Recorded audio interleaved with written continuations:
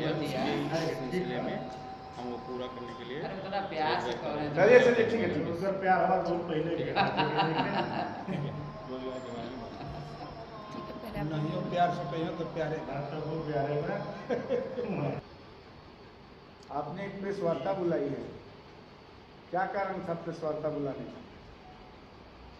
बिहार के युवा रोजगार के अभाव में पलायन को विवश और मजबूर, और यही बिहार का स्किल पूरे देश को, पूरे मुल्क को स्किल देता है ह्यूज क्वांटिटी। मुंबई चलता है, दिल्ली चलती है, सूरत चलता है, पूरा देश चल रहा है बिहार के स्किल से। और बिहार की जो सरकार है वो कभी अपने स्किल को यहाँ पर स्थानीय तौर पे बिहार में रोजगार की कोई व्यवस्था नहीं कर रही, जिसके वजह से युवा परेशान है, बेरोजगारी का दंश झेल रहा है, पलायन को मजबूर है, बिहार विकसित नहीं हो पा रहा है। प्रमुख कारण है बिहार के विकसित नहीं होने का कि यहाँ के युवाओं को यहाँ पर रोजगार नहीं, रोजगार सृजन में ये सरकार बिल्कुल बुरी तरीके से फेल रही है, नाकाम रही है। इसको लेके कांग्रेस पार्टी, युवा कांग्रेस 12 जून को नियोजन कार्यालय जो बहुत पहले से देश में चला आ रहा है, पहले ये नियोजन रोजगार देने के केंद्र हुआ करते थे, अभी बस उसमें अफसर बैठते हैं और अपना खाना पूर्ति करते हैं और चले जाते हैं। उस नियोजन कार्यालय पर पूरे राज्य स्तर पर बिहार में घेराव, प्रदर्शन, धरना हम लोग करेंगे, शांतिपूर्ण धरना का आयोजन युवा कांग्रेस की तरफ से किया गया। ये प्रेस कॉन्फ्रेंस यूथ कांग्रेस की तरफ से किया जा रहा है? कांग्रेस पार्टी की कांग्रेस पार्टी की तरफ से। तो धरना प्रदर्शन कहाँ करेंगे आप? जो नियोजन कार्यालय है वहाँ पे करेंगे। कहाँ है नियोजन कार्यालय? नियोजन कार्यालय इटाढ़ी में है, इटाढ़ी में जी।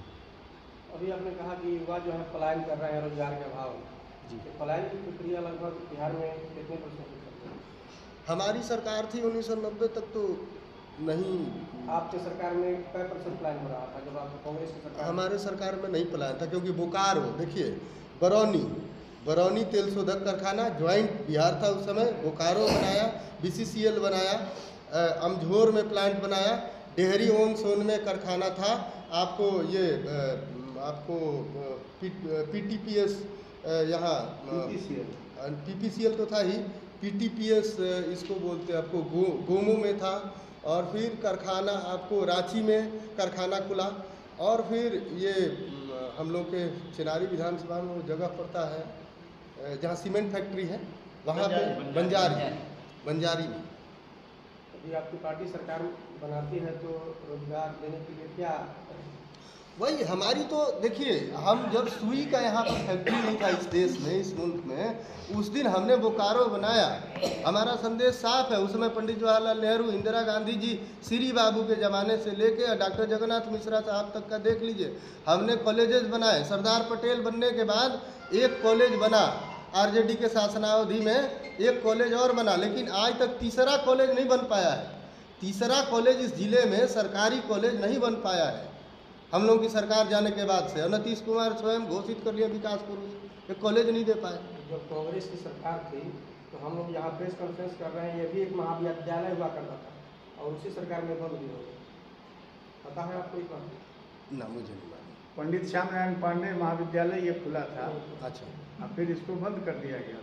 अच्छा, उसी सरकार में खुला, उसी में बंद। आपको कुछ ड्रॉप किया ना? श्रीनिवास राठौड़, यूथ कांग्रेस से कैमूर जिला का प्रभारी। जो कांग्रेस पार्टी आदेश दी है, जो बिहार में युवा सभी तरह से परेशान है रोज़गार को लेके, तो नीतीश कुमार जी का गवर्नमेंट के अगेंस्ट 12 तारीख को हम लोग रोज़गार कार्यालय वहाँ पे धरना प्रदर्शन करने वाले हैं। इसी कार्यक्रम को सभी लोग कांग्रेस, यूथ कांग्रेस, महिला कांग्रेस, NSU सभी लोग मिलकर कार्यक्रम को सक्सेस करने के लिए प्रेस कॉन्फ्रेंस रखें। Thank you. भी आप लोग मीडिया प्रभारी हैं, सबको मैं सम्मानित करती हूँ और हमारा नाम नीतू कुमारी पड़ेगा। महिला जिला अध्यक्ष से कांग्रेस पार्टी में हूँ।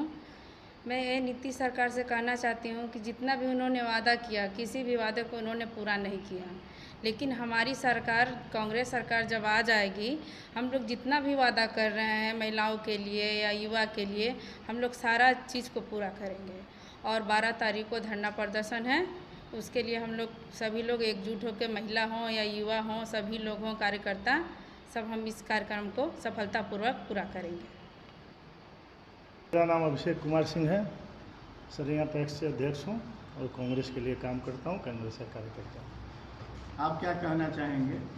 जैसा कि आपने, क्या नाम हुआ आपका?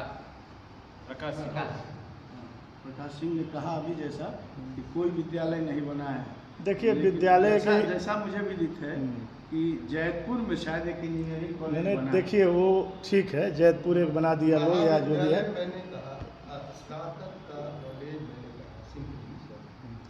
तो रही बात विद्यालय की, तो आज जो प्रेस कॉन्फ्रेंस है वो विद्यालय के ऊपर नहीं है, पहली बात ये। दूसरी बात की नियोजन के लिए है।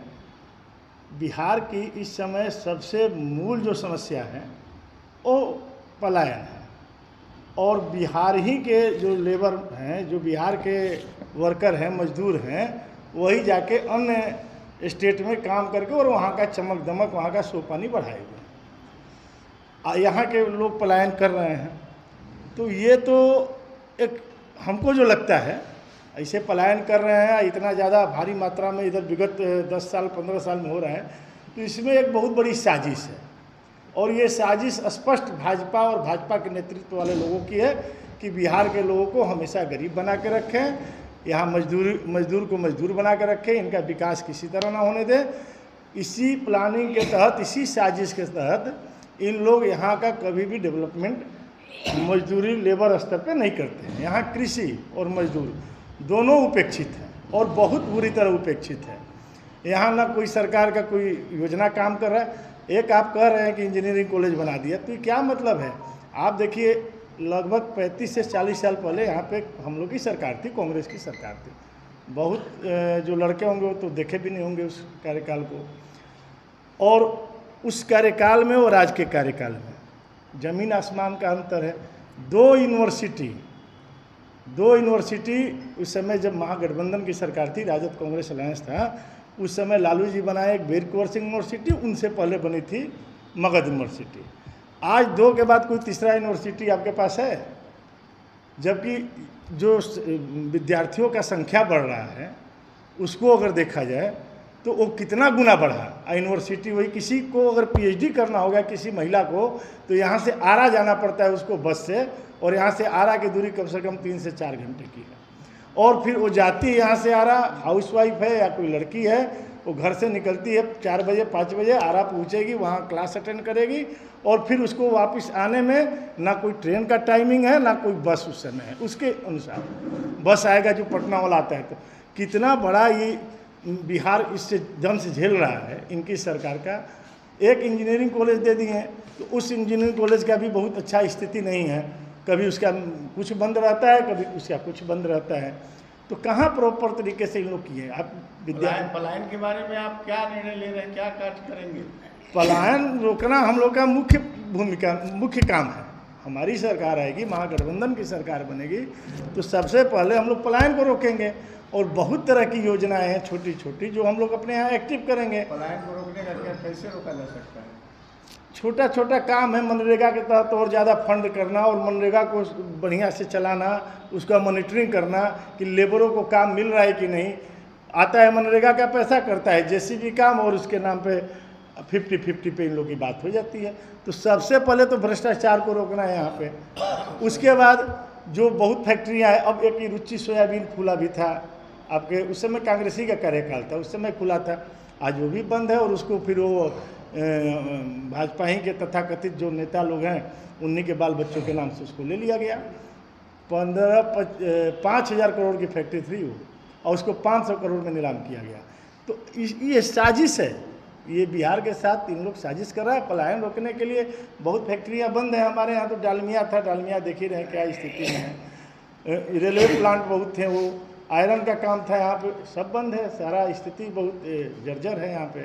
स्वास्थ्य विभाग को लेकर क्या कहना चाहेंगे सर? देखिए, स्वास्थ्य विभाग में तो आप देख ही रहे हैं कि क्या स्थिति है स्वास्थ्य विभाग की।